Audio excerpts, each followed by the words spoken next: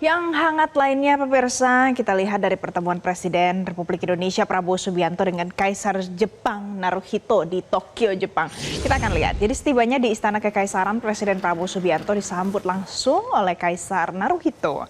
Dalam pertemuan ini Presiden Prabowo dan Kaisar Naruhito membahas beberapa isu strategis yang jadi kepentingan bersama kedua negara, Indonesia dan juga Jepang.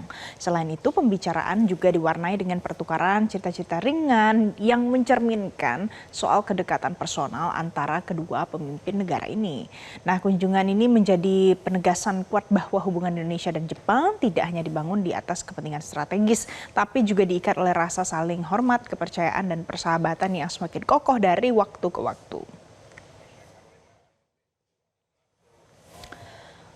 Dan hari kedua kunjungan kenegaraan Presiden Prabowo Subianto di Jepang, hari ini Presiden akan bertemu dengan Perdana Menteri Jepang, kemudian ada sejumlah pengusaha besar asal Jepang. Ya, kira-kira apa saja sebenarnya hal-hal yang nantinya akan dibahas dan peluang-peluang apa yang nanti bisa tercipta antara Indonesia dan juga Jepang? Informasi selengkapnya kita simak laporan jurnalis Metro TV Syekh Al-Hadar berikut ini.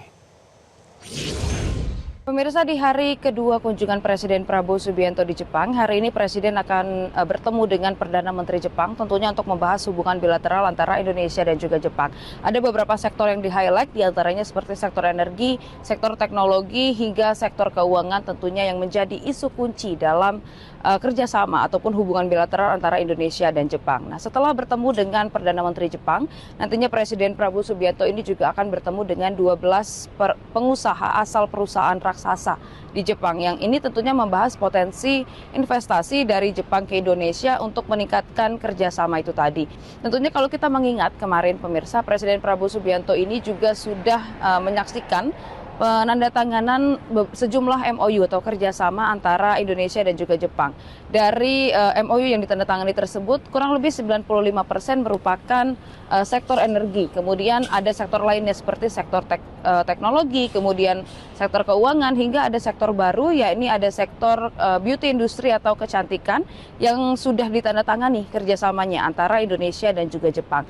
Nah, kemarin Presiden Prabowo Subianto juga sudah memberikan pidatonya di forum tersebut yang menyatakan bahwa Indonesia ini terbuka terhadap seluruh investasi dan berubah cepat dan lebih kompetitif di dalam pasar dunia. Dan kemarin Presiden Prabowo juga sudah menyatakan bahwa Indonesia akan terus melakukan deregulasi untuk memastikan seluruh investasi yang masuk ke Indonesia ini dapat berjalan dengan lancar.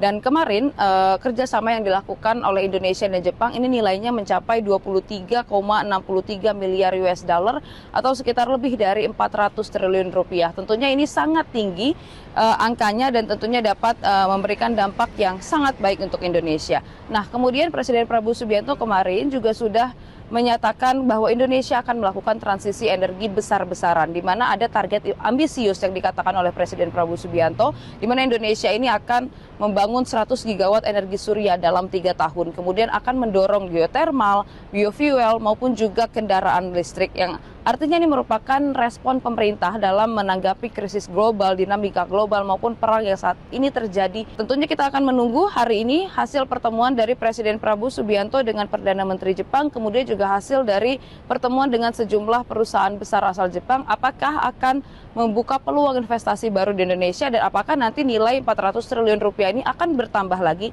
Kita akan tunggu nanti hasilnya. Dari Tokyo, Jepang, Syekh Al-Hadar, Metro TV.